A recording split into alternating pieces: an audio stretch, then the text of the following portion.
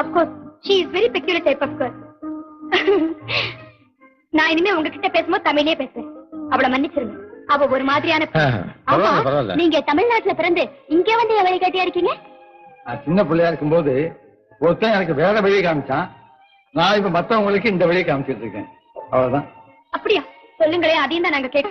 இமயத்தோட அழகை பத்தி கேளுங்க, இன்னும் சொல்றேன்.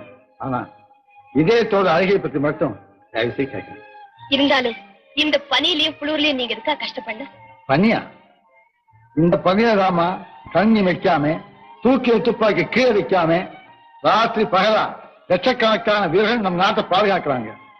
அவங்க மட்டும் இந்த பணிக்கு பயந்திருந்தா பகைவன் வந்திருப்பான், நம்ம நாடே சுடுகாடா இருக்கும்.